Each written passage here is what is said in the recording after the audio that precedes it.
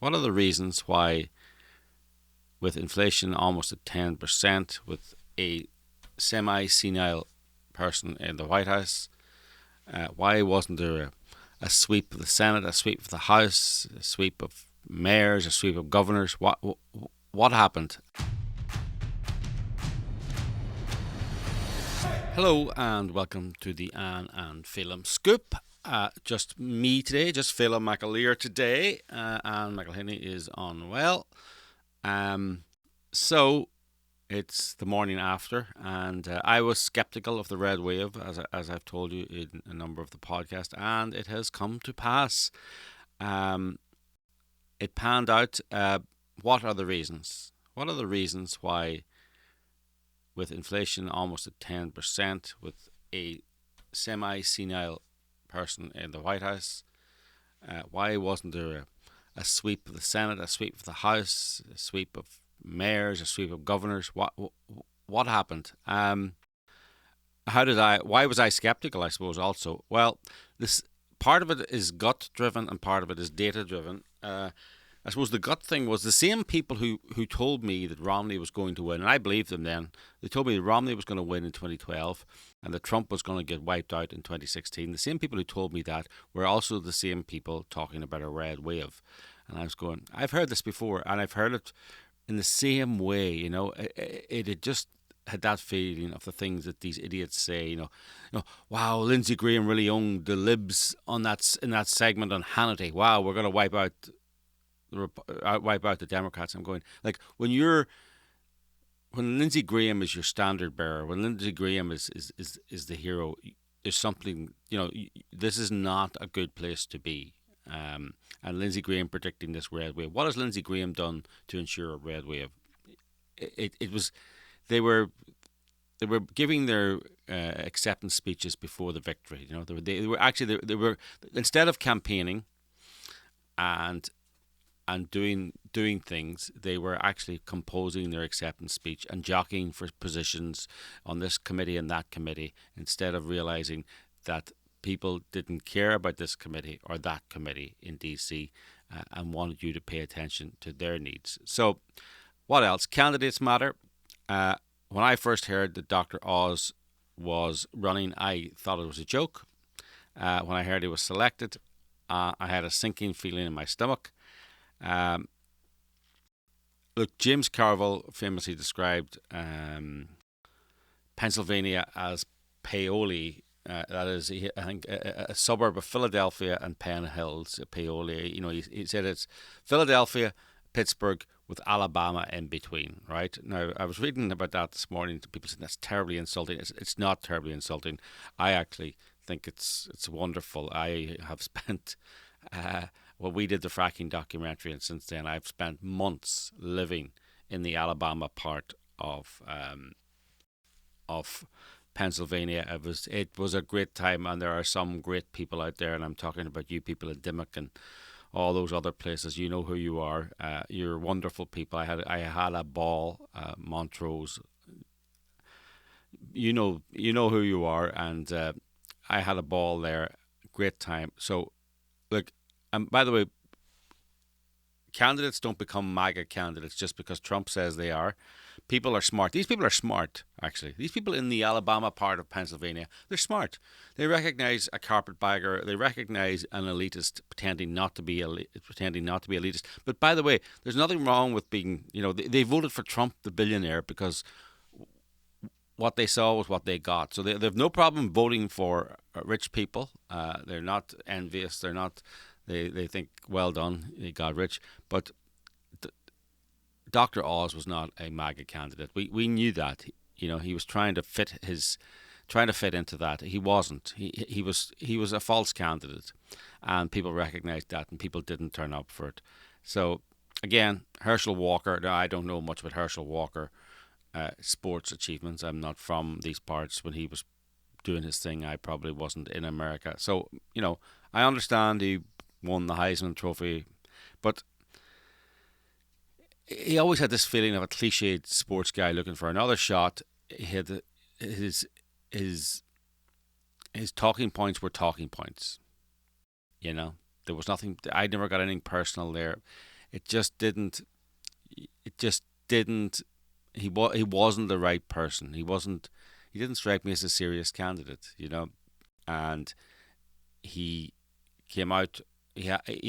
Again, I'll come on to the media malpractice. There was a lot of media malpractice with the Herschel Walker candidacy, but there was no there, in my opinion. And I know it's a 50-50 state there, and he got the votes, but you need to just go that little bit further and get those extra votes. And you need a candidate for that. And funny enough, Trump was that candidate. Herschel Walker and Dr. Oz were not. Um, oh, can I just add something here? Can Republicans please, please, please, please, please, please, please, please stop wasting votes chasing the Hispanic vote? They are not going to vote Republican. Cubans are, Venezuelans might. They did for DeSantis, but in general, it's a waste of money. They're going to vote Democrat. Trump didn't pander. Stop pandering to the Hispanic vote. Trump didn't pander. He increased the Hispanic vote. This time around, the Republican Party spent tens of millions of dollars and boasted about their outreach and, we've got all these offices and we're helping people.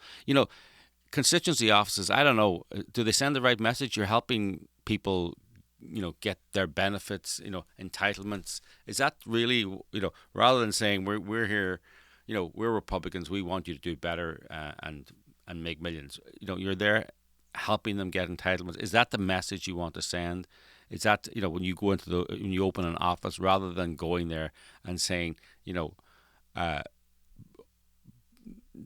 saying we need you guys to open businesses, rather than Republicans opening offices, we need Hispanics opening businesses, and we're going to encourage and help and reduce taxes to help that. Stop pandering to them. Beto O'Rourke won the Hispanic regions of Texas. Let that sink in. That Republicans were sure that the border counties, the Republicans thought they were going to win them. I mean, also, Hispanics are hard to reach, and they don't vote that much. You're wasting your money. It's just a waste. It's a waste of valuable resources. Of course, the other problem is donors will give you money. If you say, we're going to target Hispanic voters, donors will just throw money at you. If you say it's going to Hispanic, the media will love you. You'll get these reporters accompanying you into a deeply Republican, into a deeply Hispanic town, and how you talk to them and how you understood their problems, and maybe there's a shift coming, and you'll get one positive mainstream media piece among the 30 that are negative, and the media will love you for that time. And of course, that's what so many Republicans want and so many donors want, but please stop it. Republicans need to focus on good policy, strong principles, good candidates. Try to appeal to Americans, not white voters, not Hispanic voters, but actually try and appeal to white voters. They're easier to reach, by the way. They're more on social media. They watch more TV. They're easier to reach. If you treat the Hispanics of this country, and by the way, if you treat the Hispanics of this country as Hispanics, when they're not, they're all different varieties of Hispanics, but that's a different point almost. If you treat the Hispanics like citizens of the United States, not special needs children who should be pandered to, Hispanics will appreciate that. They will vote for you in slightly larger numbers, but probably not enough to make a difference. Another thing about Hispanics is they're not where Republicans need them, especially for presidential elections. So it's not worth the effort. And funny enough, if you did what Trump did, just have a good, solid, simple, ideological and stand by your grounds, Hispanics will vote for you anyway. So stop wasting the money there. Spend it on other matters. And talking about other matters, the media and the culture wars, and the culture is important. And that's another reason why the red wave did not appear. It's the media and culture is 100% controlled by Democrats. Every police procedural, every medical drama, every soap opera had an abortion story in it since Roe v. Wade was overturned. That this matters. It's like we're in an abortion crisis when we're not. The message went out to young people that the compassionate, the fair thing to do is vote for abortion, and that's what they did last night. And it's the same, more media malpractice. John Fetterman, he's unfit to be a Senate candidate. And Joe Biden's unfit to be president. But the media will never report that. When an NBC reporter did report that he was unable to control a conversation and keep a conversation, the media turned on the NBC reporter. So Republicans, the money that you're giving to Hispanics, set up your own media companies. Do like Elon Musk did. Buy, all these billionaires out there. Why didn't you buy the main newspaper and the main website in Arizona? Why didn't you buy the main newspaper, the main website in Pennsylvania? I mean, you can pick them up for tens of millions, hundreds of millions now, but they're immensely influential, especially around election time. People go to the local media. Why don't you buy the local TV stations? No, you'd rather put out ads don't matter either. All that money that was in, hundreds, tens of millions went to New Hampshire, didn't matter. Funny, the one place actually where the ads mattered was in LA, where Rick Caruso is currently, the billionaire developer, is currently in a neck-and-neck battle with Karen Bass, the ultimate establishment Democrat candidate, who, LA is a hellhole at the moment, although less of a hellhole in the run-up to the election, interestingly, because they cleaned it up a little. And Rick Caruso, you couldn't open a Facebook or an Instagram post without seeing a Rick Caruso ad or a Twitter if you lived in LA. And he had a solid message, and there is an emergency here. And by the way, he's still on 50-50. He should be walking. But the media will not turn up for you. Who has $100 million to spend on a mayor election? So he had. But Republicans need to get serious about the culture. That's why we did the My Son Hunter movie. That got more publicity than many candidates running for Congress. We were in every mainstream outlet, often several times. So please support conservative culture. Please buy My Son Hunter. Go to mysonhunter.com. You can buy the DVD. You can buy the movie. It's there. Please support it. Please support other conservatives making culture. And and if any, I know we have some gazillionaires out there. Like, think about buying media outlets. Think about setting up media outlets. Think about buying mainstream. Think about what Elon Musk did. Buy a mainstream outlet and stop the wokeness. Ron DeSantis says this is where wokeness goes to die. He was one of the few success stories. Rick Caruso, another success story, but he was able to buy the media basically, but not the money that it took. It's just not there to buy the media, and he was a fresh candidate, and he didn't have Republican consultant-driven ads, which turned people off at this stage. It's very interesting. There was a Prop 26 and a Prop 27 here in LA, and you couldn't literally switch on the TV, and they were about gambling, Native Americans trying to promote online gambling so they could benefit from it. And I think they spent over $100 million on each of the props. Both of them, last I saw, were being defeated.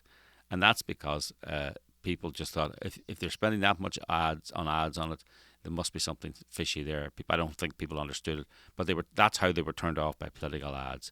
So candidates matter.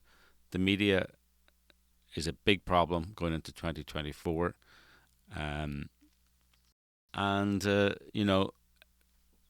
Watch this space. We're going to be following it very close. I think Ron DeSantis is in a very, very strong position. I think people are going to blame Trump.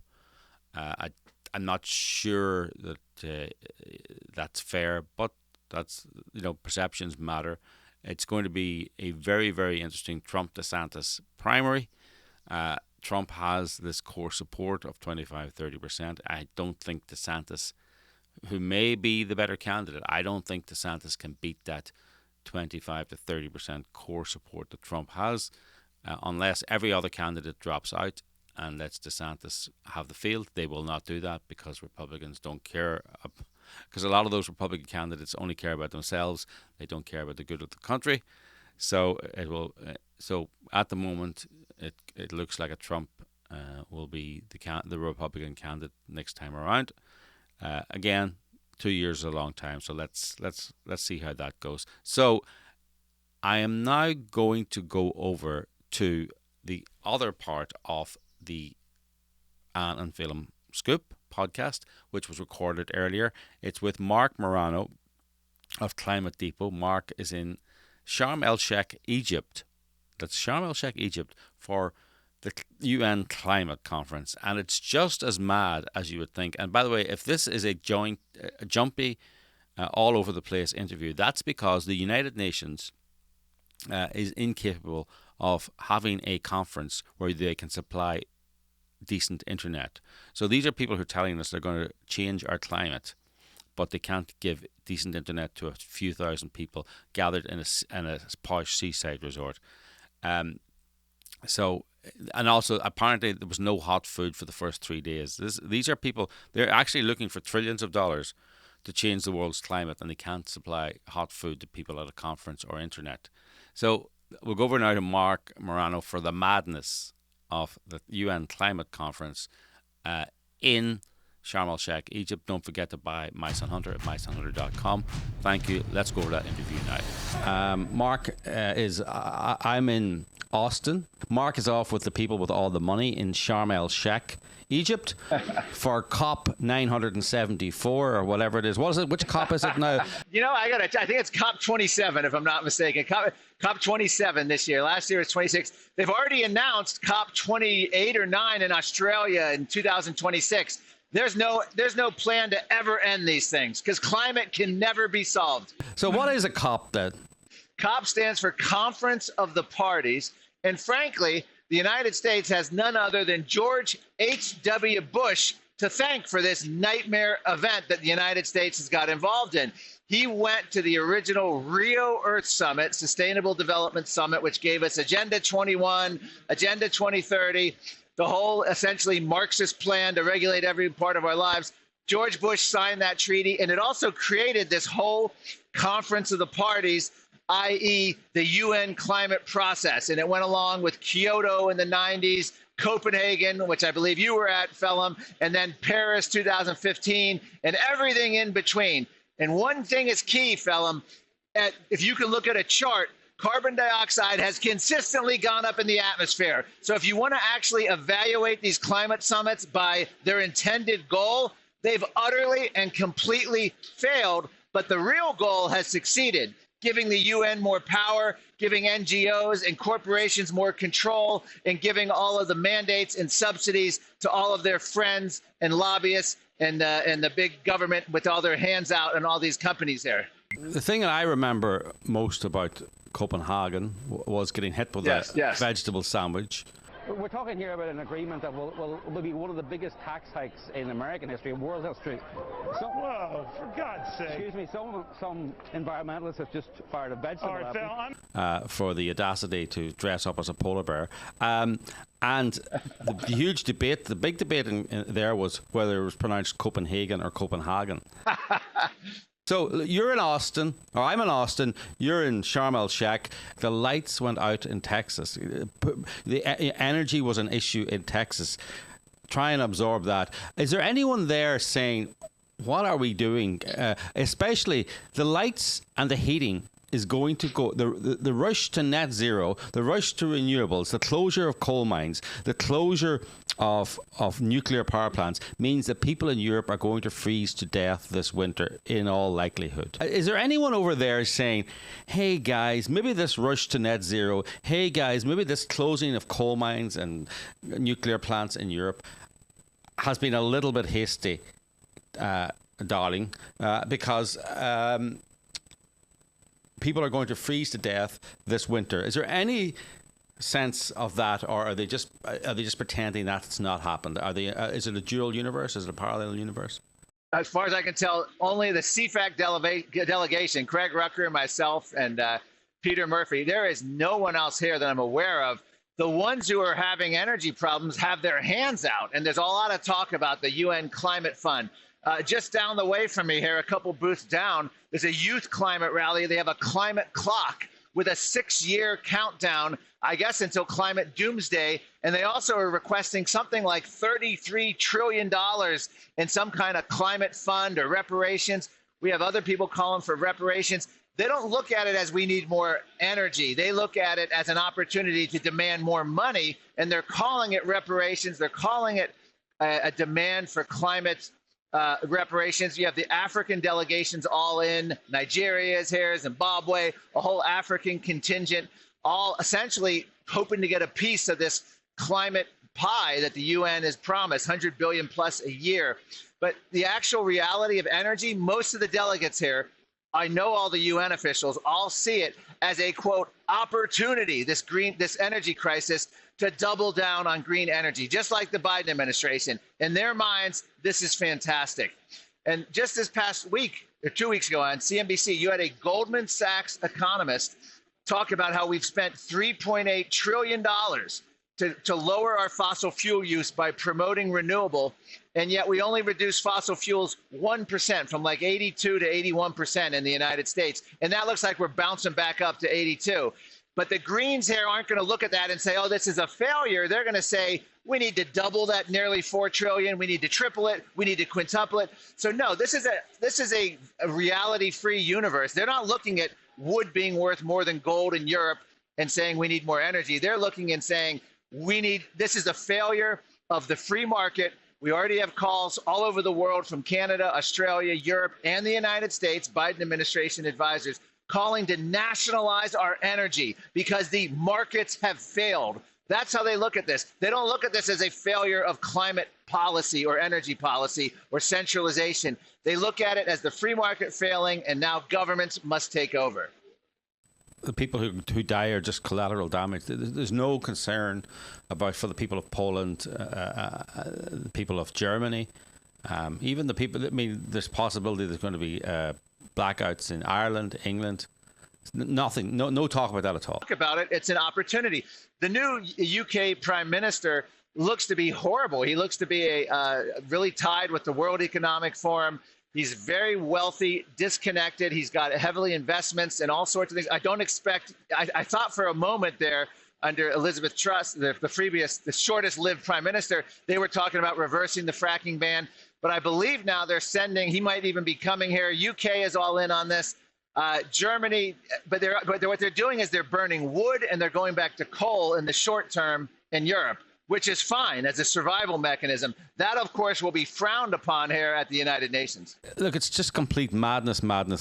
I believe Boris Johnson is there, the former British Prime Minister is there, to offer... I didn't know that. Yes, he's arrived to offer support. And I mean, if he really wants to offer support, he should do a few shifts down a Polish coal mine or join a fracking crew, and go around Europe fracking. I mean, that's the real support people need. It is. And if Boris Johnson's here, he's probably looking for some kind of World Economic Forum gig or some UN gig or some corporate gig. He's here to make money. I'm sorry. There's no other way around that. He's here to stay relevant. And he, of course, for whatever reason, doubled down on this whole climate agenda. He was the one that said we need to build back feminine, whatever that meant, at the G7 summit a couple years ago. If he is people like Boris Johnson are the reason Europe is in the mess that they're in. But again, the call here in the United States, in Europe, and I've detailed this, they're calling to nationalize energy because they're blaming the failure of the free market. And keep in mind, Phelim, they're collapsing our food supply by going after high-yield agriculture in places like the Netherlands. It's spreading to Canada, Australia. They're decimating farming. They're going after meat eating. 12,000 farms in the Netherlands, just the beginning for the net zero goals. And what they're going to say is, we predicted climate-related famines due to climate change. And, of course, now we're getting food shortages. In reality, the food shortages are going to be related to climate policy, not climate change. And so they want to double down, and they're going to want more control in food supply. I mean, the European fertilizer industry has been decimated. It's basically ground to a halt because of the price of natural gas, which is what you need to make fertilizer. So, of course, there's going to be famine in the poorest parts of the world, not in the richest parts of the world. The UN chief has warned, I see there a headline, we're on a highway to climate hell. We are on a highway to climate hell. He's so correct.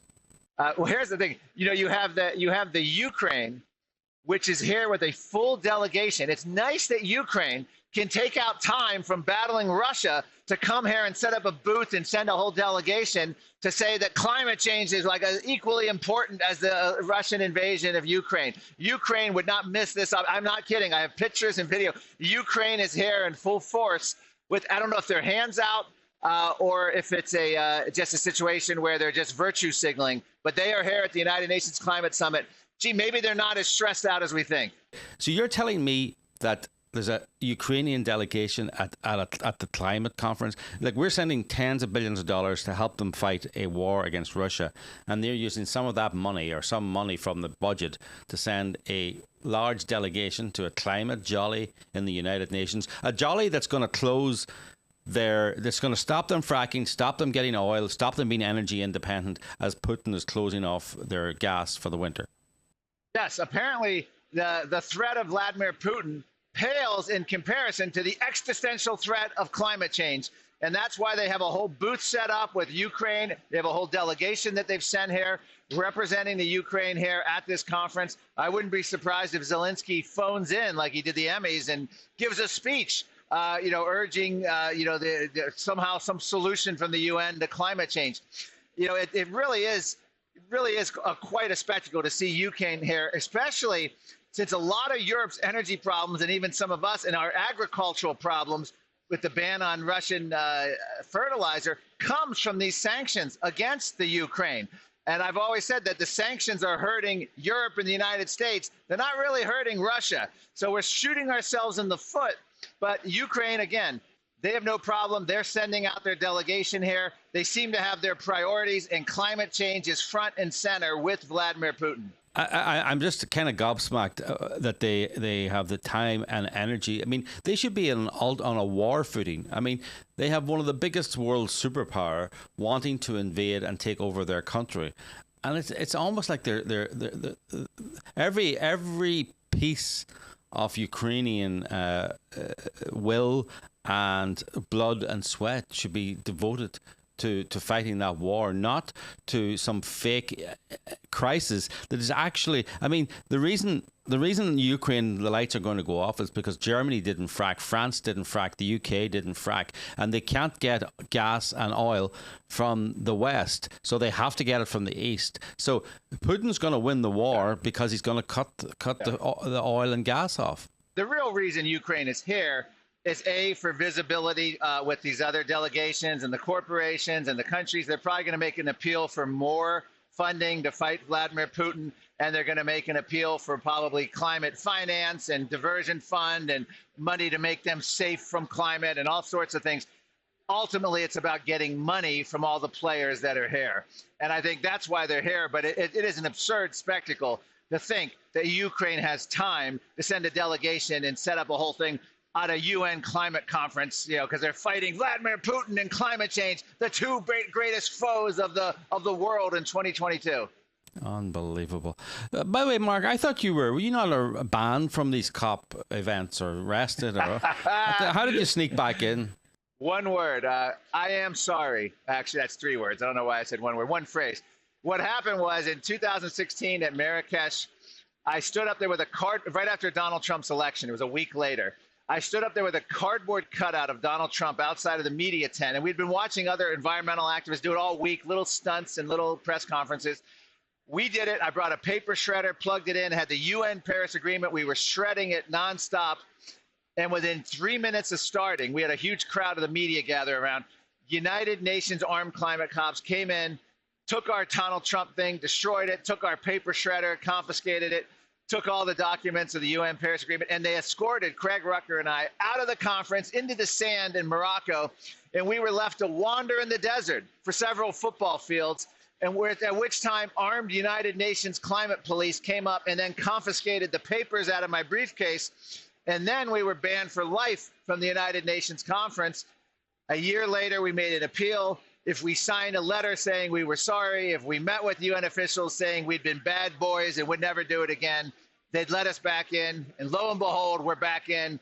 And now, we are pledging to be good stewards of UN decorum and behavior. So we're back. That's ridiculous. I mean, the NGOs do mini protests the whole time, yes. and they present fake bad prizes to countries, and they malign countries, and they malign people, and they demonize people. They do this all the time. And not only that, when Trump was president, when he would send his delegation here, even though we were out of the Paris Agreement, he would send an observing delegation.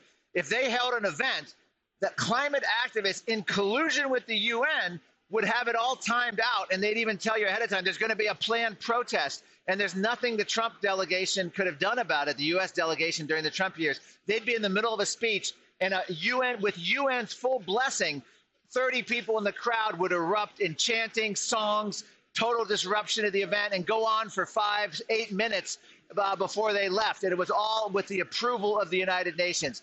Imagine if climate skeptics or anyone that opposed the UN agenda tried to get the UN blessing to do something like that against any country. It would never happen in 10,000 years. I mean, I'm just looking even at Climate Depot, which is your website. I mean, you've a couple of articles there. New York Times, in 1995, in 25 years, most of the beaches on the West Coast will be gone. Yes. Are we 1985, 2005, 50? We're here. Why aren't the beaches gone? This was according to climate experts at the time. And this goes back, you can go back to 1989. They said climate tipping points. The UN gave 10 years or entire nations would be under the ground. You had 1982, there was a climate tipping point. In my book, Green Fraud, Phelim, I go back to 1864 when Abraham Lincoln was president. And I quote an academic warning of climatic excess unless mankind changes his evil ways. So this has been along, going back thousands of years, the idea of doomsday is coming, the end is near. But that one in the New York Times is particularly funny because it's relatively modern. They have very specific on the beaches. And here's the bottom line. Sea level is not accelerating. Sea level has been rising for 10,000 plus years since the end of the last ice age. The New York Times is a stupid publication for even getting involved in such a silly article, but there's no retraction, no correction, nothing. They just go on and make the next doomsday prediction. Well, it's like Anne gave a speech recently, and she says the title of the speech was "Being an environmentalist means you're never having to say you're sorry." Exactly. They just keep coming out. It doesn't matter. The tipping point. Prince Charles, now King Charles, same thing. He had a 100-month tipping point. He actually counted it down, 88 months, 70 months. When he got to zero, he then issued a new climate tipping point of like 2047. And if he has the Queen's genetics, he may actually make it to 2047 with that longevity in his family. So he may actually have to extend yet another climate tipping point. Is there any good news, Marc? Any good news from Sharm? There is very good news. The good news here is that for the first time since her climate activism began, teen climate protester sensation Greta Thunberg has boycotted the conference. She is not attending. She's called this whole conference a scam. She's called it greenwashing, lying, and cheating, and therefore she is not coming. This is on the heels of last year where she led counter-protests against the UN, calling it the blah, blah, blah summit.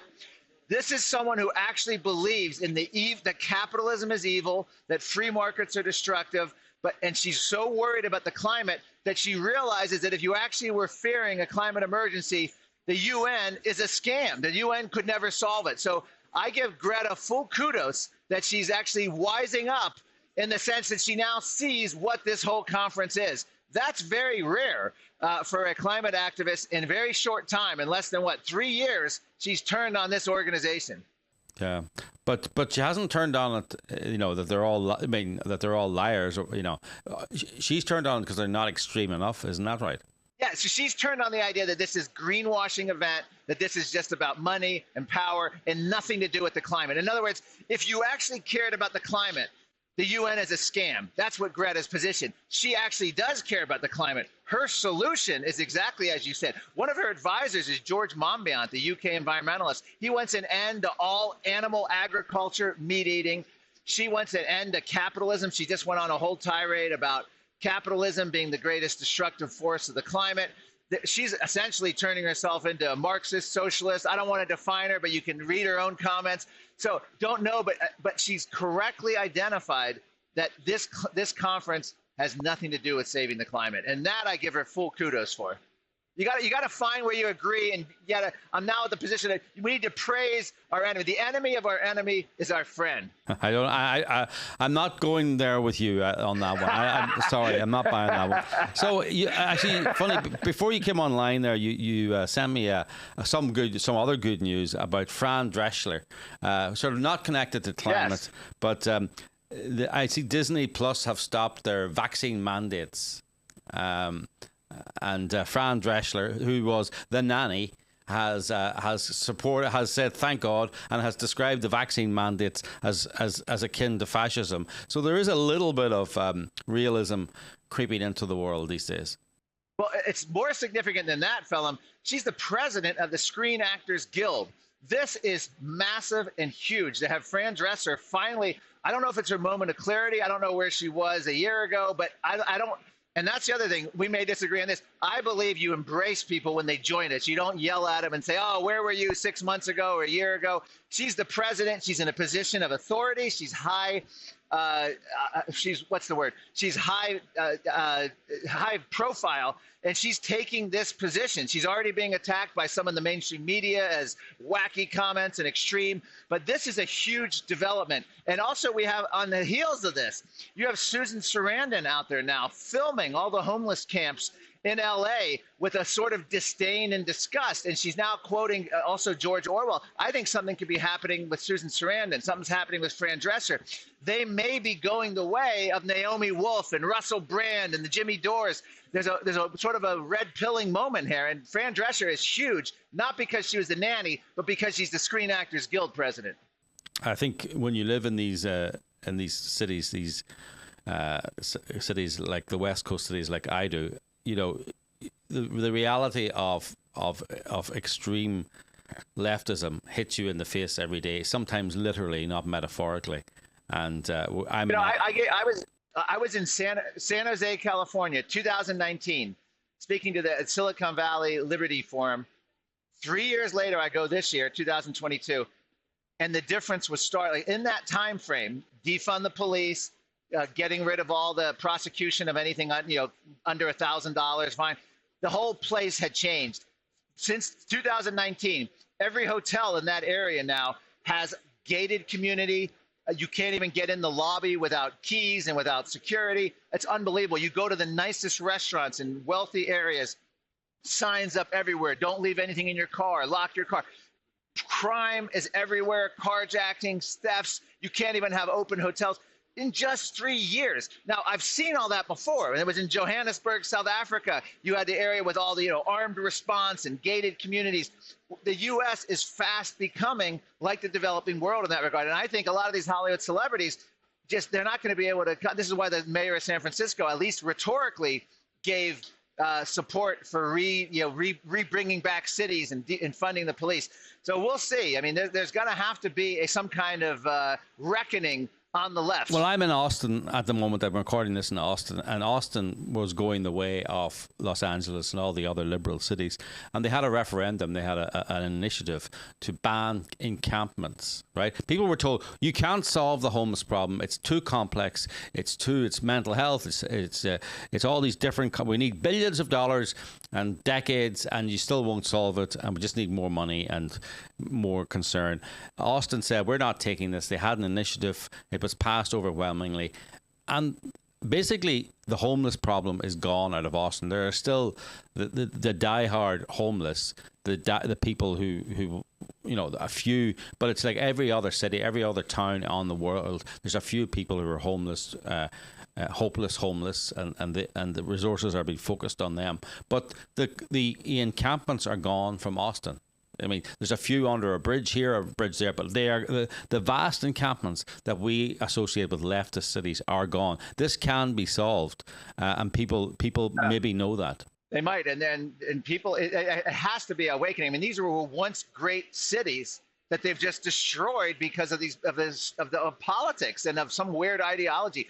Michael Schellenberger really nails this stuff as well. Yeah, well, maybe let's see the election is happening as we speak. The results will be very shortly. Let's see if people really have listened and are willing to take a chance for a change. All right, and one other thing real quick. We went into the Cairo and we did our own version of the climate skeptic protest. We super glued our hands, and we did our own version of the just say no to oil protest. So I think you'll have some fun with that, and that'll be on Climate Depot. So excellent. Looking forward to that. Looking forward. Well, Marc, thank you, and I'm going to end the podcast here as well. I want to thank everyone who's listening to the podcast. Don't forget, you can buy My Son Hunter, the movie that's going to reveal the truth. It reveals the truth about the Biden family corruption. Go to mysonhunter.com. You can buy it streaming. You can buy a DVD.